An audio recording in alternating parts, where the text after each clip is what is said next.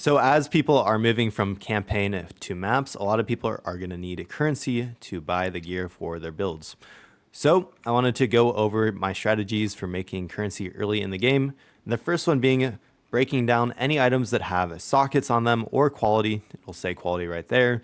And using the salvage bench to break them down, and then selling the artificer orbs and then, the armor scrap and the blacksmith whetstones on the market for exalts. This was more effective in the past couple of days because the conversions were better, but I do think that the conversions are still pretty good. So yeah, so 4 blacksmith whetstones to 1 exalt, that's a pretty good deal. You can get 4 pretty easily. And then on the armor scrap, I think it's a little bit worse. Yeah, it's 5 to 1. And then the whetstone, or where are they?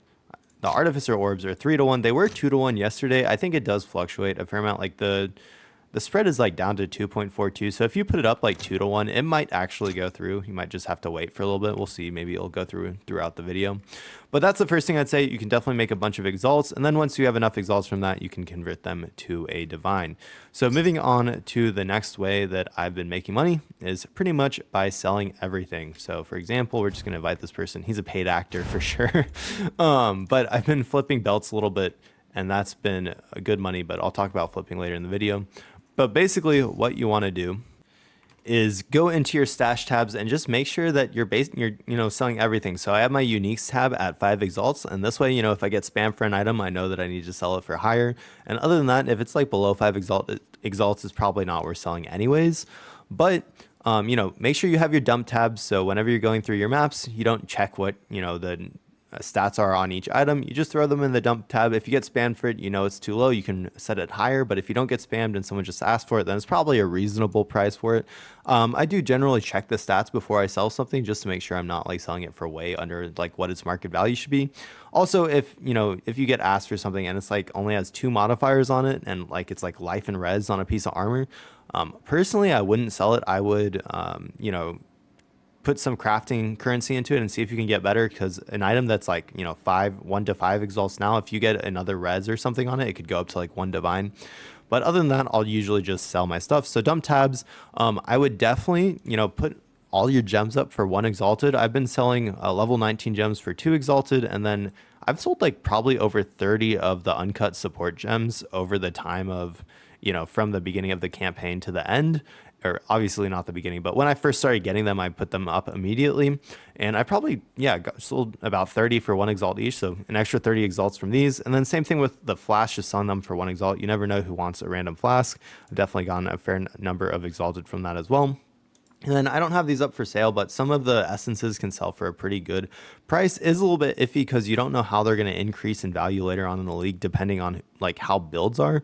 Because, people use essences to try to get items that fit into the most popular builds, so they might go up in price instead of down, so it may actually be bad to sell them early on. But it's sort of impossible to know what's going to be good later on, because you just can't know unless you're like a build maker yourself.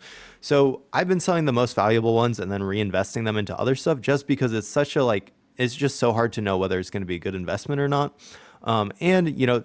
Especially with the addition of the new essence maps and stuff, or essence maps and stuff like that, I think that they're going to be more greater essences in the game. So I don't think they're going to be as expensive as they were last league. So like for example, last league, the essence of the infinite, the greater one, which gives stats on whatever, or gives 1 attribute modifier, it was really popular because everyone was running attribute stacker. And so it was going for like 170 exalts or something crazy like that at the end of the league. So some of them will be worth a lot, some of them might not. I'm just selling them right now for early currency to invest into other things. Delirium, I'm selling all of my stuff for sure. I already talked about uniques. Tablets, it actually might be good to sell these. I think they're way more common than they were last league. So you might not really get to sell any of them. And then runes, for sure, I was selling all of the extra runes that I have early on just to get a bankroll going. As you can see, I'm sitting at a nice 7 divines right now, which isn't a crazy amount, but I have a fair amount invested in other things as well.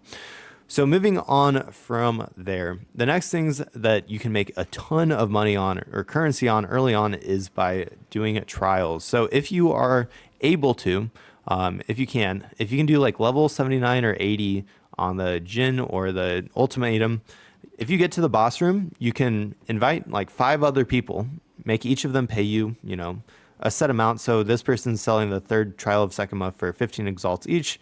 You get 5 people in, and each one pays you 15 exalts once you kill the boss.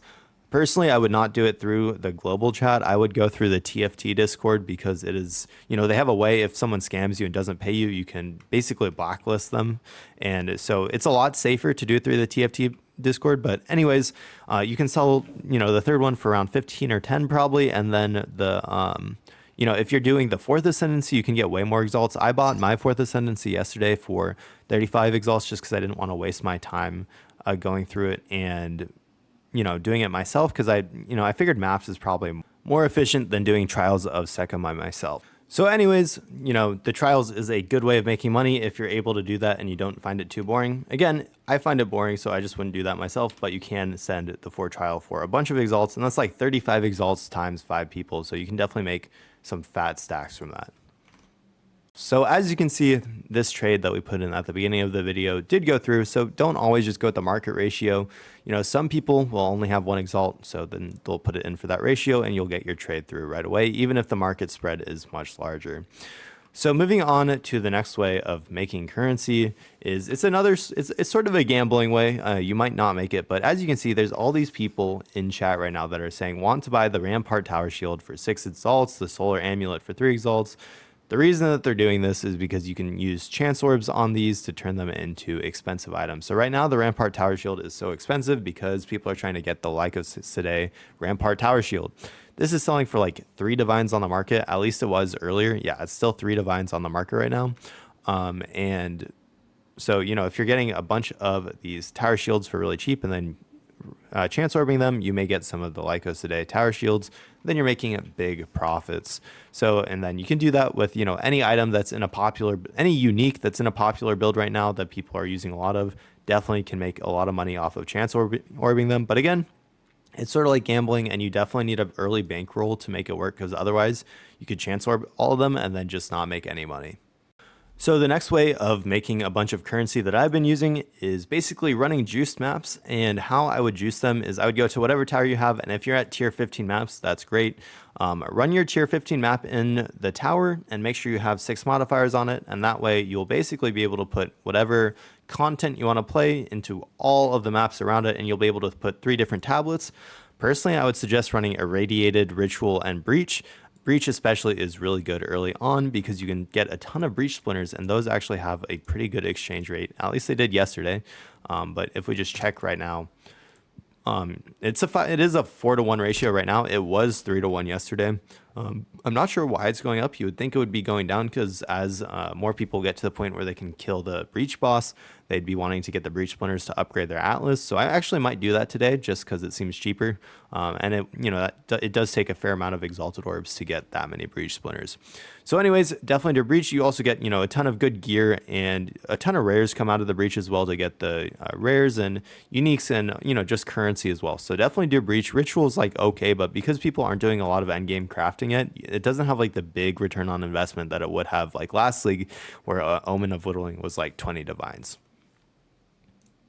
So while we're on the topic of the maps, I just wanted to quickly mention that, as you're upgrading your atlas, there actually is a way to tell where corruption is. If you look closely at the map and you see something like this, or if you look at a tower and it has like the red stuff around the edges, that means that there's corruption there. So you can travel to that area and clear the corruption, and just make sure you use a high tier enough map that you actually get it. So again, we have corruption here as well. You can see that this tower is not in it, but that's showing up pretty easily. So that's how you can know where to go to get all your Atlas points. I'm doing okay on the Atlas. I'm 18 out of 40. It's definitely not as good as it could be, but I'm pretty happy with where I am at right now. And then finally, the last way of making money is market flipping. This means that you sort of have to be a hideout warrior and do a bunch of trades and then see if you can craft better. So for example, the farmer made a good video on flipping belts. So I've been messing around with it a little bit, and basically you want to look for belts that have like life and resistances. And if you, if they just have those, you can buy them for really cheap, like 1 alch or whatever. and then you slam them with exalts and you help you get some more resistances, and then you can sell them for higher. I've been trying to sell these for 8 exalted. I brought them down from 1 divine slowly, just selling them as it went. So made some good profit here for sure. And you can do this with any item. You find items that aren't full on slots but have some good starting ones, and then if you manage to really slam them well with exalts, and you can get super rich from that. And it's basically, if you do enough, it's pretty much guaranteed profit, especially with exalts are becoming a lot more common now.